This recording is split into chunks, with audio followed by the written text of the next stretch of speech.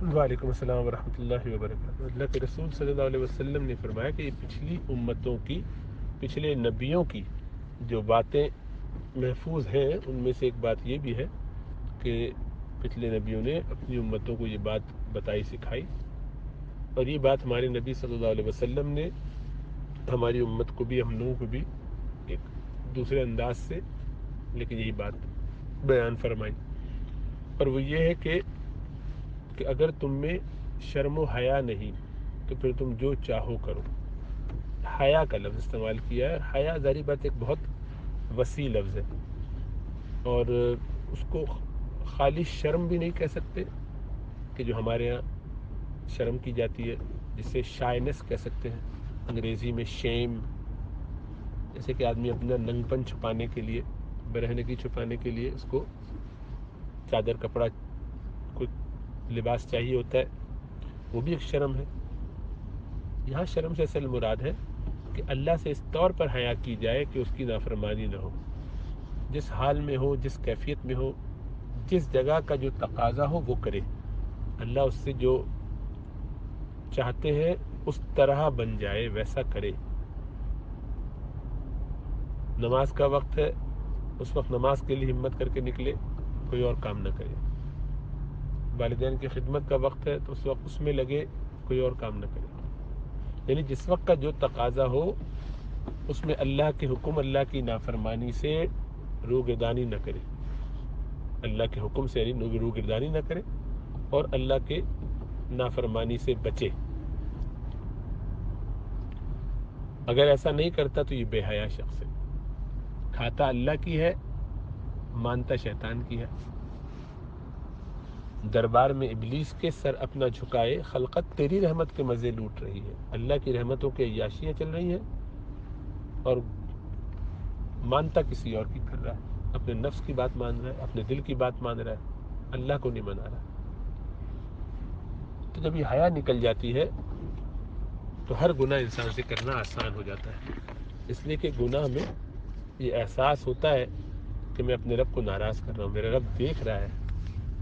مجھے یہ خیال رکھنا چاہیے کہ میرا رب مجھ سے اس وقت کیا تقاضا کرتا ہے۔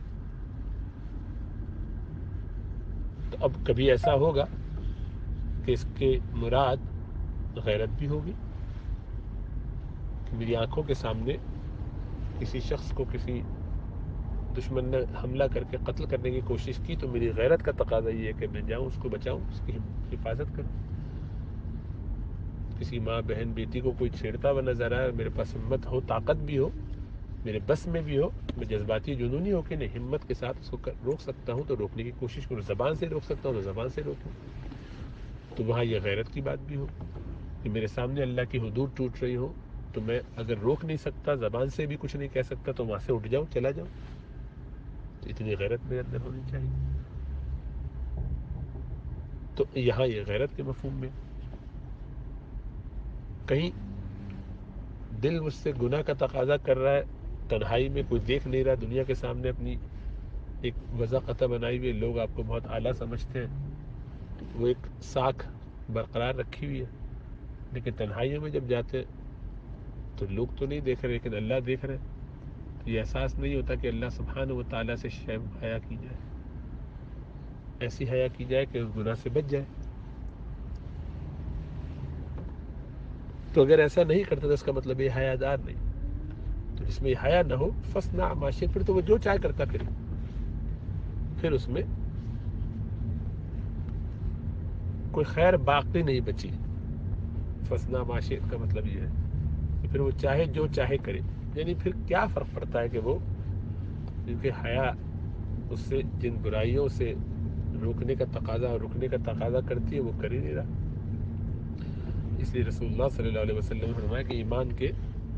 60 سے اوپر، اور ایک اور روایت میں 70 سے اوپر شعبے ہیں، اور سب سے افضل تو اس میں لا الہ الا اللہ ہے، اور سب سے ادنا یہ ہے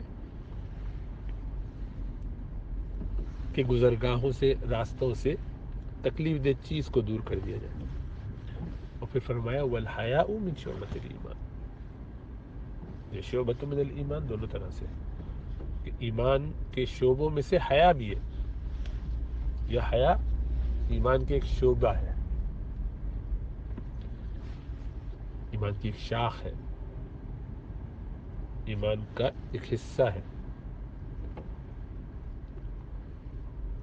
ایک اور حدیث میں فرمایا کہ الحیاء لا یأتی الا بخیر، حیا خیر ہی خیر لاتی ہے،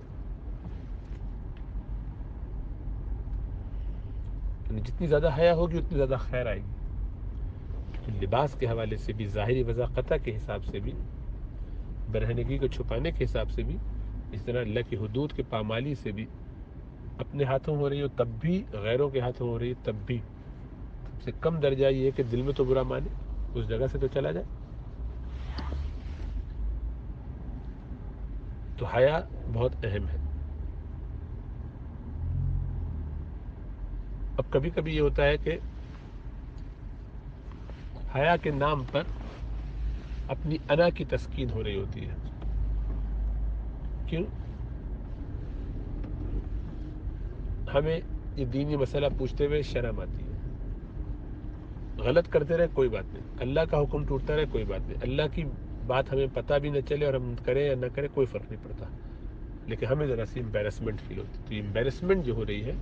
اپنی ذات کی وجہ سے، اپنی انا کی وجہ سے، اللہ کی وجہ سے نہیں۔ حیا تو صرف وہ ہے جس میں اللہ کی رضا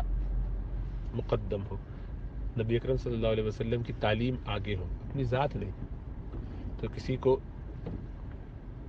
حیا آنے لگے کہ نہیں میں احرام میں جو مردوں کو 2 چادریں باندھنی ہوتی تو میں نہیں باندھوں گا، اس لیے مجھے بڑا عجیب لگتا ہے، بہت شرم آتی ہے، امبیرسمنٹ فیل ہوتا ہے، میں تو بھئی باقاعدہ پراپر کپڑے پہنوں گا اور بازو نہیں کھولوں گا، یہ مجھے عجیب لگ رہا ہے۔ تو یہ حیا نہیں ہے، یہی بے غیرتی ہے، یہ بے حیائی ہے، شریعت کی پابندی۔ اب کوئی شرعی مسئلہ ہے پوچھنا ہے، نہیں مجھے بہت شرم آتی، میں یہ شرم کی بات لگ رہی مجھے، یہ کچھ نامناسب گفتگو ہے، میں نہیں کر سکتا، حالانکہ اس سے میرے شریعت کا مسئلہ، مجھے ناپاکی کے مسائل معلوم نہیں ہے، لیکن میں پوچھتا ہوں تو مجھے شرم آتی، میں پوچھوں گا نہیں، تو ناپاک رہوں گا کوئی بات نہیں، اس سے مجھے فرق نہیں پڑتا، لیکن میں یہ مسئلہ نہیں پوچھوں گا، میں بتاتا تو مجھے بڑی شرم آتی، یہ موضوع نہیں ہے میرا، ایک وقتی امبیرسمنٹ ہے، اس سے فوراً آدمی نکل جائے۔ تو شریعت کی پابندی اصل ہے، یہ ہے اصل حیا، کہ اللہ کو کی نافرمانی نہیں کرنی، اللہ کو ناراض نہیں کرنا، بس جس کو یہ توفیق ہو جائے وہ حیا پر ہے۔ بہن گھر سے نکل گئی، کہیں باہر شادی کر رہی ہے، تو اب مجھے بہت تکلیف اور غم ہو رہا ہے، اور غم کی وجہ یہ ہے کہ ہماری ناک کٹ گئی، تو دنیا میں لوگ کیا کہیں گے، ہماری عزت اتار دی گئی، اب ہم اس کو ایسی کی تیسی کریں گے، تو یہ حیا نہیں ہے، جس کو ہم غیرت کہہ رہے ہیں، یہ اپنی ذات کا ہم نے خود ہم نے اپنے طور پر ایسا مزاج بنا لیا ہے، یہ اللہ کی رضا کے لیے نہیں ہو رہا ہے کام، اللہ کی رضا کے لیے ہو رہا ہوتا تو شریعت کا حکم معلوم کرتے، علماء سے پوچھتے، مفتیان کرام سے پوچھتے کہ مجھے اس صورت میں کیا کرنا چاہیے، تو پتہ چلتا کہ یہ کرنا چاہیے، پھر وہی کرتے، نہیں یہ نہیں، ہماری ناک کٹ گئی، ہماری عزت کا مسئلہ ہے، لوگ کیا کہیں گے، کلچر کیا کہے گا، ان سب کی فکر ہے، شریعت کے خلاف، ہاں ان کی فکر ہوتی شریعت کے ساتھ رہتے ہوئے تو کوئی مسئلہ نہیں تھا، بس اس سے سمجھ میں آ جائے گا کہ حیا کیا ہے۔ تو اس حدیث کا مطلب یہی ہے کہ حیا ایک اتنی اہم چیز ہے کہ پچھلے انبیاء نے بھی اپنے لوگوں کی اس کی تعلیم دی ہے، جیسا کہ ہمارے نبی نے دی۔ اللہ ہمیں سمجھ اور عمل کی توفیق عطا فرمائے۔